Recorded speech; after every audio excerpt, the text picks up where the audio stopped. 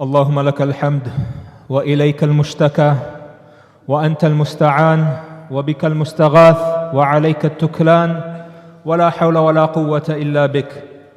اللهم لك الحمد كله أوله وآخره علانيته وسره. حق أنت أن تحمد وأنت للحمد أهل. حق أنت أن تعبد لا إله إلا أنت وأنت على كل شيء قدير.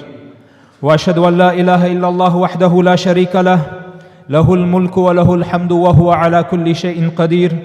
وأشهد أن محمدًا عبده ورسوله وصفيه وخليله بلغ الرسالة وأدى الأمانة ونصح الأمة وجاهد في سبيل الله حق جهاده حتى أتاه اليقين. اللهم صل وسلم وبارك على عبدك ونبيك محمد وعلى آله وصحبه ومن اقتفى أثره واهتدى بهداه وسلم تسليما كثيرا. أما بعد. My dear respected brothers and sisters, there's a story that is narrated, or it is told to us by a great scholar. And this scholar, his name was Ibn al-Qayyim al-Jawziyyi rahimahullah. And he states that there was a man who used to maintain and take care of the masjid. And he used to be one of the people that used to give the adhan. And he was an obedient person. And he was a devout worshipper. One day, as part of his normal routine, he ascended the minaret to make the adhan, and at the base of the minaret, there was a Christian woman standing. He saw her and he was seduced by her looks. So he came down, he descended from the minaret. And he went to her and he went to her house. And she said, "Why are you here? What do you want?" So he said, "I want you." She said, "Why?" He said, "Because you have enslaved my eyes and you have captured my heart." So she told him, "I will never answer your desire in a doubtful matter or in a suspicious manner." So he said, "Okay, then I will marry you." So he said, "You are a Muslim and I'm a Christian, and my father will never allow me to marry a Muslim." So he said, "Then I will become a Christian." So she said, "If you want, then that is your choice. You can go ahead and become a Christian." So the man, he became a Christian in order to marry this woman. And so he started living with the woman's family with that promise. Later on in that day, he was on the roof of the house. And as he's on the roof, he slips and he falls down and he dies without even having enjoyed his new bride. خسر الدنيا والآخرة. So he lost the woman and he lost his religion. In today's khutbah, I would like to talk about a particular sin. This sin, it will cause a person to be in the captivity of Shaytan and make him his prisoner. He is a captive and a shackled prisoner as long as he is committing this sin. In fact, he is the worst prisoner because his captor, the Shaytan, is his worst enemy. And to make things worse, Allah subhanahu wa ta'ala, He describes this person who is committing this particular sin. He describes this person in the Quran that because of this sin that he is committing, Allah puts a seal upon his hearing and his heart and his eyes. Allah, He says, أَفَرَأَيْتَ مَنِ اتَّخَذَ إِلَهَهُ هَوَاهُ وَأَضَلَّهُ اللَّهُ عَلَى عِلْمٍ وَخَتَمَ عَلَى سَمْعِهِ وَقَلْبِهِ وَجَعَلَ عَلَى بَصَرِهِ غِشَاوَةً فَمَنْ يَهْدِيهِ مِنْ بَعْدِ اللَّهِ أَفَلَا تَذَكَّرُونَ. Have you not seen the person who takes his desires as his God, and Allah has sent him astray due to his knowledge, and He puts a seal upon his hearing and his heart, and put over his vision a veil? So who will guide him after Allah? So now We have a prisoner who is the prisoner of his worst enemy, who is shackled and who is deaf and blind and astray. My brothers and sisters, if you haven't figured it out by now, the sin that I am talking about is the sin of a person who follows his own desires and his lusts, his shahawat. In today's world, every single one of us is faced with the constant onslaught of temptation and desires every single day. Shaytan, he uses temptations and sexual desires and lust as a weapon to subdue, to destroy, and to shackle us, especially the youth, who are the most susceptible in giving in to their desires. The power, the influence of this weapon is more effective than an army or any military might. This is why the Prophet ﷺ, he said in hadith that's narrated in Musnad Imam Ahmed, verily among what I fear most for you are seductive temptations in your stomachs and in your passions and the misguidance of whims. In another hadith, النبي صلى الله عليه وسلم, he said, إن أخوف ما أخاف عليكم بعدي الرياء والشهوة الخفية يعني الزنا. That what I fear most for you after me is showing off, ostentation, showing off, and hidden lust, meaning adultery. As humans, we know that we have been created weak, and so temptations, they appear attractive to us.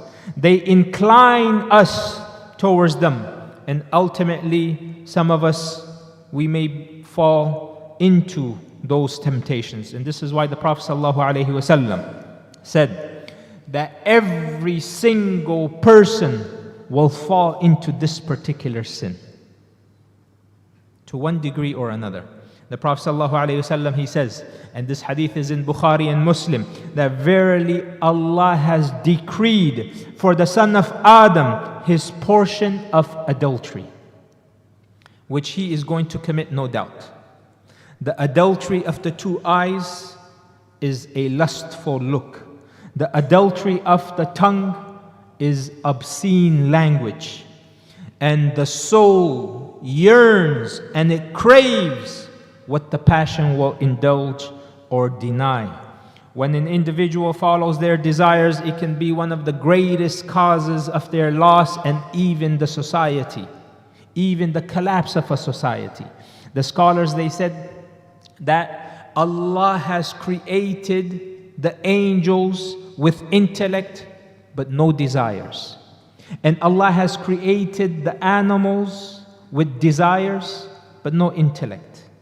And Allah has created the humans with intellect and desires. So now if the human's intellect overpowers his desires, then he is going to be like an angel. He will be with the angels. But if the human's desires overpowers his intellect, then he is like an animal, because there's no difference between him and an animal. And also one of the scholars who wrote very much extensively when it comes to these matters, when it comes to matters of temptations and lust and the cures for it and the heart, his name is Ibn al-Jawzi. He said, the source of overpowering whims is approaching what is lusted. When whims overpower the heart, it will commit wrong. When the heart commits wrong, the chest will become tightened. And when the chest is tightened, the character, the akhlaq becomes bad. And when akhlaq becomes bad, the creation will hate him. And when the creation hates him, he will hate them. And when he hates them, he will be harsh towards them. And when he is harsh with them, then he becomes an accursed shaitan. He becomes an accursed devil. And for this reason, Shaytan and his allies have inundated this dunya with showers of temptation.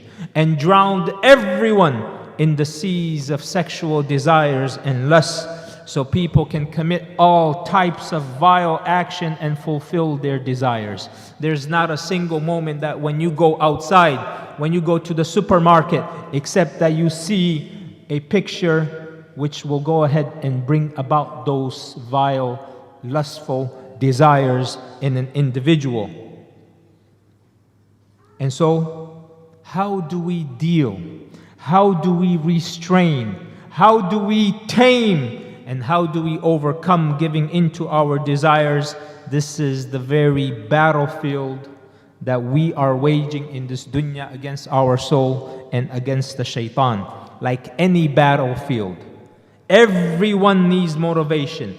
Everyone needs tools. Everyone needs training to confront this ongoing battle with the Shaytan, in which the tools and the weapon that he uses is lust and desires and temptation.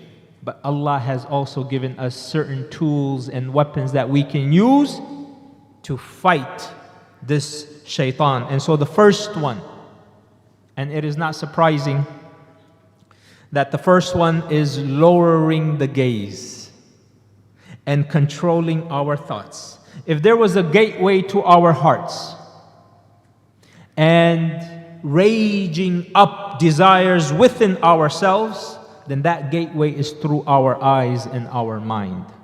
It is very easy for Shaytan to make his way to our heart and corrupt it with lustful desires if we don't protect our eyes and if we don't guard our thoughts. What happens? You look, you become attracted to it, and that attraction finds an imprint in your heart to the point that some addicts of pornography, they confessed in their therapy session that they have images of what they have seen even in their salah. Even when they are making sajda, they are having those images. And one of the tricks, or one of, I guess you could say the qualities, but quality is too much of a good word. One of the things of Shaytan is he has a way of making things that are ugly to make it seem very beautiful and attractive. And once that something which is ugly, he makes it into something that is beautiful and attractive, then he makes it an idol into our heart. And then he promises false rewards in attaining that. And then he lights the fire of desires, and then he fuels it with forbidden actions. And that's why the Prophet ﷺ, he said, the glance is a poison arrow of Shaytan. The eyesight is a poison arrow of Shaytan. Whoever lowers his gaze for Allah, He will bestow upon him a refreshing sweetness which he will find in his heart on the day that he meets him. So eyesight is a poisoned arrow which Shaytan uses to poison the heart. And that's why Allah subhanahu wa ta'ala, He commanded us in the Quran, قُلْ لِلْمُؤْمِنِينَ يَغُضُّوا مِنْ أَبْصَارِهِمْ وَيَحْفَظُوا فُرُوجَهُمْ ذَلِكَ أَزْكَى لَهُمْ إِنَّ اللَّهَ خَبِيرٌ بِمَا يَصْنَعُونَ. Tell the believing men to lower their gaze from looking at forbidding things and protect their private parts from illegal sexual temptations. That is pure for them. And so it is upon men to lower their gazes first, because we don't have control over the society. We don't have control how people go around and they are dressing, but we do have control over our eyes and our desires. And this is why Allah subhanahu wa ta'ala, He addressed the men first. And then in the following verse, Allah, He addressed the believing women to lower their gazes as well, and not display themselves in a manner that will bring about lustful gazes from men. There was once Ibn Abbas, and we know who Ibn Abbas is. He is an ocean of knowledge of this ummah. And he was one of the greatest scholars from amongst the Sahaba. His brother, his name was Al-Fadl.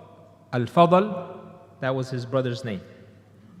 So he's riding in the company of the Prophet ﷺ, and there was a woman also, nearby, who was also in that caravan.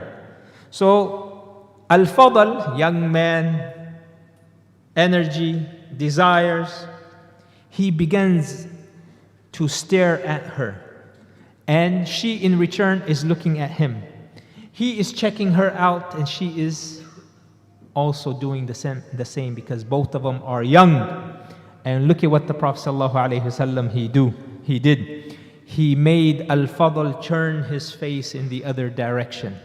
As a teaching lesson, O young man, there is really no benefit in you looking at something which you cannot attain through haram means. You want her? Then go ahead and propose and go ahead and marry her and do it in a halal way. And also the Prophet ﷺ, he gave an advice to all of us. Do not follow one glance at a woman with another. Verily you are excused, you are forgiven for the first one but not for the second one. And this is what you call, my brothers and sisters, my young brothers and sisters, this is what you call having true masculine qualities as a believer. You want to be a man? You lower your gazes. Being a man doesn't mean you put lustful gazes after women as they are walking by. You want to be a true believer? You want to be a slave to Allah? Or you want to be a slave to your desires and be the prisoner of Shaytan? The second tool, the second weapon that we can use is controlling our desires and not fulfilling them. There are so many instances in the Prophet's ahadith and interaction with the Sahaba that portrayed how easy a person can attain Jannah. Many ahadith that says, if you do this, you can go to Jannah. If you do this, you can go to Jannah. And so when it comes to controlling our desires, look at what the Prophet ﷺ, he said. And this hadith is in Bukhari. He said, "Man yadman li ma bayna lahyayhi wa ma bayna rijlayhi, adman lahu al-jannah." That whoever guarantees for me what is in between his jaws, i.e. his tongue, and what he says and speaks with it, and what is in between his legs, meaning his desires, I will guarantee Jannah for him. Look at how easy it is to go to Jannah. All you got to do is control your tongue and control your temptations and not fulfill them. And the Prophet ﷺ is giving you a guarantee certificate that you will go to Jannah. So controlling your desires and not being a slave to them is a weapon that weakens the Shaytan and makes him flee even from your shadows. As Wahab ibn Munabbih, a great scholar, he said, whoever places his lust beneath his feet, Shaytan will flee from his shadow. And whoever overcomes his whims by his patience, then that one is amongst the victorious scholars. Controlling our desires, my brothers and sisters, it will allow you to enjoy the halal things in this dunya. It will allow you to enjoy the things in this dunya in a manner that will protect you from any regret or looking over your shoulder or any sorrow or even trials or any negative consequences that results, as opposed to a person who follows and acts upon his desires. And that's why some of the scholars, they said that the most difficult jihad is the jihad against the desires. Whoever can restrain his soul from its desires will be relieved from the world and its trials, and he will be protected and safeguarded from its harms. The third weapon that we can have in our arsenal against the fight with Shaytan is fulfilling our desires in a permissible manner. And what I mean by this is getting married. The Prophet ﷺ, he says in hadith of Bukhari and Muslim, O young men, So when we hear this, young men, listen up. The Prophet ﷺ, he said, "O young men, if you are able to support a wife, get married, because it lowers the gaze and it guards chastity. And whoever is not able to do so, then he should go ahead and fast, because this will restrain his passions." Now I know that there are people who still fulfill their desires in a haram manner, even if they are married. But these people are no different than a person who will go ahead and use illicit drugs to get rid of pain, while there are prescription medication that is available to them. So just because of this, it does not mean that getting married is not a solution. Indeed, it is a solution. In fact, we have the best man on earth who, when he saw a woman, he would immediately fulfill his desires with his wife. It comes in hadith of Sahih Muslim that once the Prophet ﷺ, he saw a woman, and then he went to his wife Zainab as she was tanning leather, and he satisfied his needs with her. Then the Prophet ﷺ, he came out to his Sahaba and he said that verily a woman might advance in the form of a devil and withdraw in the form of a devil. If one of you sees a woman, then let him return to his home, for that will turn back what is within himself, meaning that is going to help him satisfy and calm down his desires.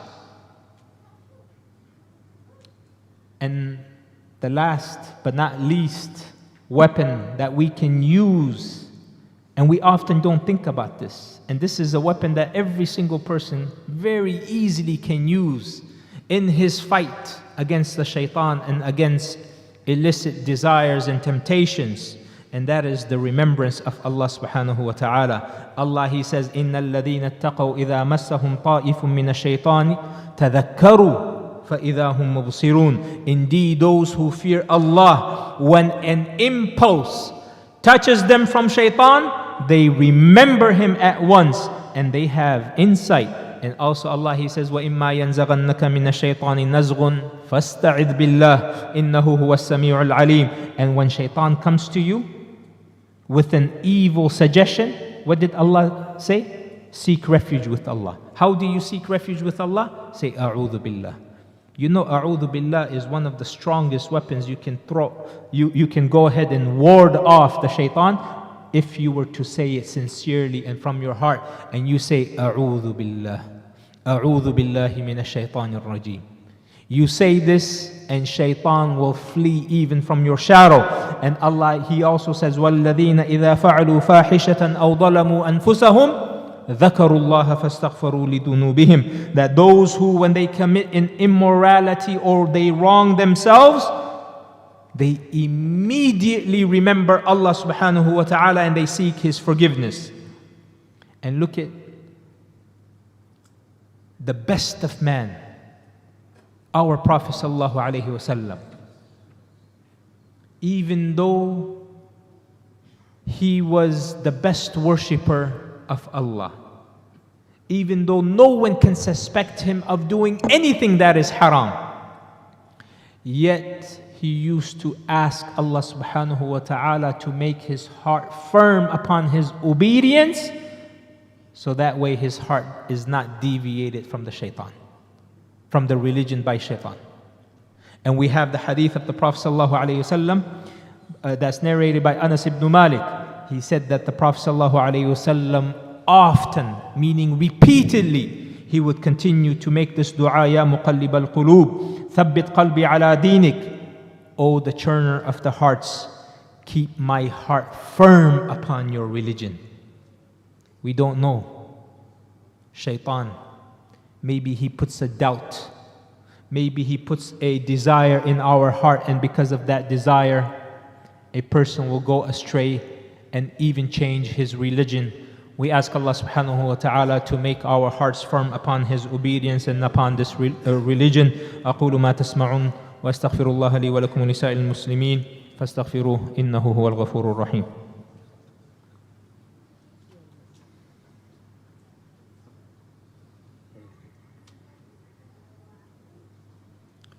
الحمد لله وكفى وسلام على عباده الذين اصطفى أما بعد عباد الله إن الله وملائكته يصلون على النبي يا أيها الذين آمنوا صلوا عليه وسلموا تسليما اللهم صل وسلم على سيدنا محمد وعلى آل سيدنا محمد وعلى أصحاب سيدنا محمد وبارك وسلم تسليما كثيرا وارض اللهم عن الخلفاء الراشدين المهديين أبي بكر وعمر وعثمان وعلي وارض اللهم عن الصحابة أجمعين وعن التابعين ومن تبعهم بإحسان إلى يوم الدين اللهم أصلح أبناء المسلمين وأن يكتب الخير في كل بيت من بيوت المسلمين اللهم من أراد أبناء المسلمين بسوء فأشغله في نفسه واجعل كيده في نحره وأدر الدائرة عليه اللهم احفظ أبناء المسلمين من كيد الكفار والمنافقين المنحرفين يا قوي يا متين اللهم اهد شباب المسلمين من بنات وبنين اللهم رد ضالهم إليك ردا جميلا اللهم جنبهم رفقاء السوء وأصحاب الفساد اللهم جنبهم الفواحش ما ظهر منها وما بطن اللهم اجعلنا هداة مهتدين غير ضالين ولا مضلين يا رب العالمين اللهم آت نفوسنا تقواها وزكها أنت خير من زكاها أنت وليها ومولاها اللهم إنا نسألك الهدى والتقى والعفاف والغنى اللهم اغفر لنا ولوالدينا وللمسلمين والمسلمات والمؤمنين والمؤمنات الأحياء منهم والأموات إنك سميع قريب مجيب الدعوات عباد الله إن الله يأمر بالعدل والإحسان وإيتاء ذي القربى وينهى عن الفحشاء والمنكر والبغي يعظكم لعلكم تذكرون اذكروا الله العظيم يذكركم واشكروه يزدكم واستغفروه يغفر لكم واتقوه يجعل لكم من أمركم مخرجا وأقم الصلاة